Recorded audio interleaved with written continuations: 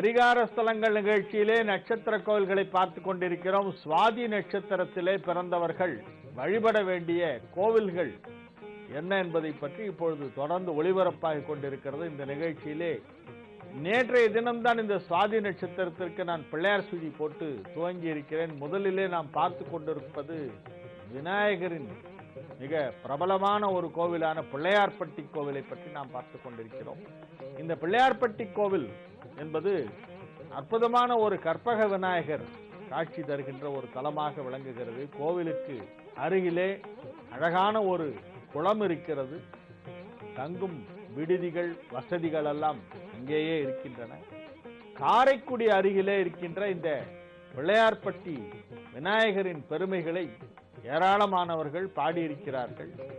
சமீபத்திலே நான் படித்த ஒரு நூலிலே ஒரு திருப்புகழ் ஆராய்ச்சியாளர் இக்கோவிலிலே இருக்கின்ற முருகன் சன்னதிக்கு இக்கோவிலிலே உள்ள விநாயகரையும் சேர்த்து அருணகிரிநாதர் ஒரு திருப்புகழ் பாடியிருக்கிறார் என்று ஒரு தகவலை தெரிவித்திருக்கிறார். அந்த நூலை எழுதியவர் கடந்த 40 ஆண்டுகளாக திருப்புகழ் திருப்புகழ் திருப்புகழ் என்று எப்பொழுதும் திருப்புகழை பற்றியே பேசிக் கொண்டிருப்பார், சிந்தித்துக் கொண்டிருப்பார், எழுதி கொண்டிருப்பார். ஒரு நல்ல அறிஞர். அவர் சில ஆதாரங்களை எல்லாம் மேற்கோள் காட்டி பிள்ளையார்பட்டி தலத்திற்கு அருணகிரிநாதர் திருப்புகழ் பாடியிருக்கிறார் என்னும் ஒரு தகவலை சொல்லியிருக்கிறார். திருப்புகழை படித்து பார்த்தபோது அதிலே வேறு சில ஊர்களின் பெயர்களும் வந்தன. ஆனால் அவர் அதை உறுதிபட அந்த நூலிலே தெரிவித்திருக்கிறார். இது ஒரு அற்புதமான ஒரு தகவலாக இருக்கிறது.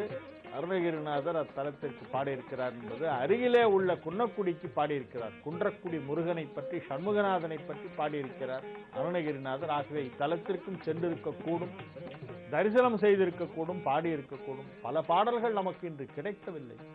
அருணகிரிநாதர் இயற்றிய பாடல்களில் நமக்கு இப்பொழுது கிடைத்திருக்கிறது 1333. மொத்தமே அவ்வளவுதான் கிடைச்சிருக்கு. ஆனால் அவர் பல ஆயிரம் பாடல்கள் பாடியதாக சொல்லப்படுகிறது. நமக்கு கிடைத்தவை வெறும் 1333. ஆகவே பிள்ளையார்பட்டி தலம் அந்த வகையிலே ஒரு பாடல் பெற்ற ஸ்தலமாகவும் விளங்குகிறது. இங்கே உள்ள சிவபெருமான் மருதீசன் என்னும் திருநாமத்தோடு விளங்குகிறார். மருத மரங்கள் நிறைந்த ஒரு அடர்ந்த காடாக இருந்த பகுதி என்பதால் அந்த மருத மரத்தின் பெயரையே இவ்வூருக்கு கொடுத்து மருதங்குடி என்றும் சொல்லி இருக்கிறார்கள். ஈஸ்வரனுடைய திருநாமமும் தல விருட்சத்தை கொண்டே அமைந்திருக்கிறது. மருதீசன் என்று திருநாமம். மருந்தீசன் இல்ல, மருந்தீசன் இங்க திருவான்மியூர்ல இருக்கிறார். மருந்தீஸ்வரர் பேர்.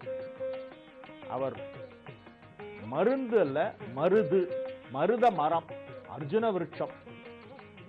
மருத மரம் உடைய கோவில் என்பதால் அம்மரத்தை கொண்டே தலவிருட்சத்தின் பெயரையே சிறப்பித்து அதை ஹைலைட் பண்ணி சுவாமியுடைய திருநாமத்தையே மருதீசர் அப்படின்னு வைத்திருக்கிறார்கள்.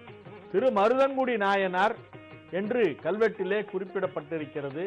மகாதேவர் என்று கல்வெட்டிலே ஒன்றிலே காணப்படுகிறது. திருவீங்கைக்குடி மகாதேவன் என்று ஒரு கல்வெட்டிலே காணப்படுகிறது. இந்த கல்வெட்டு ஆராய்ச்சிகளை பற்றிய தகவல்கள் எல்லாம் நிறைய வெளியாகி இருக்கின்றன. இத்தலத்து பெருமைகளை பற்றி முதலாக ஒரு நூல் வடிவிலே எழுதியவர் கம்பன் அடிப்பொடி சா கணேசனார் அவர்கள். அதன் பிறகு நிறைய நூலாசிரியர்கள் எல்லாம் இத்தலத்தை பற்றி எல்லாம் எழுதியிருக்கிறார்கள். முதலிலே சாகா ஐயா அவர்கள்தான் பிள்ளையார்பட்டியின் பெருமைகளை தொகுத்து ஒரு நூலாக வெளியிட்டிருக்கிறார். பிள்ளையார்பட்டி விநாயகரை பற்றி கவியரசு கண்ணதாசன் அவர்கள் மிக அழகான ஒரு பாடலை பாடியிருக்கிறார்.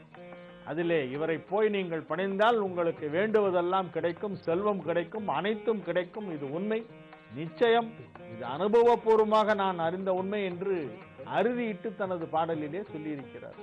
இத்தலத்திலே உள்ள இந்த ஈஸ்வரனுக்கு பிரதோஷ வழிபாடு மிக சிறப்பாக நடைபெறுகிறது.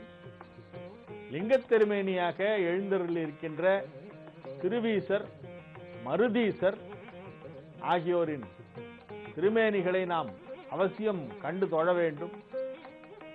வாடாமலர் அம்மையாக இங்கே அம்பிகை நின்ற திருக்கோலத்திலே காட்சியளிக்கிறாள். வாடாமலர் என்பது அம்பாளுடைய திருநாமம். தலத்திலே ஒரு அழகான திருமாளிகை பத்தி 4 புறங்களிலுமே அமைந்திருக்கிறது. வடக்கு திருமாளிகை பத்தியிலிருந்து நாம் பிரதட்சணமாக வந்தால் அற்புதமான ஒரு சிற்ப வேலைப்பாடுகளை அங்கே நாம் கண்ணுற்று கழிக்கலாம். இத்தலத்திலே நடைபெறும் விநாயக சதுர்த்தி விழா மிகவும் சிறப்பு வாய்ந்தது. 10 நாள் உற்சவமாக இங்கே விநாயக சதுர்த்தி விழா கொண்டாடப்படுகிறது. இங்கே பெருவிழாவாக கொண்டாடப்படுகின்றவை விநாயக சதுர்த்தி, ஆருத்ரா தரிசனம், வைகாசி மாதத்திலே வருகின்ற 3ஆம் செவ்வாய்க்கிழமை ஆகிய விழாக்கள் சிறப்பாக கொண்டாடப்படுகின்றன. விநாயக சதுர்த்தி விழாவின் சிறப்பு, இத்தலத்திலே எப்படி அது கொண்டாடப்படுகிறது என்பதை பற்றி நாளைய நிகழ்ச்சியிலே நாம் பார்க்கலாம்.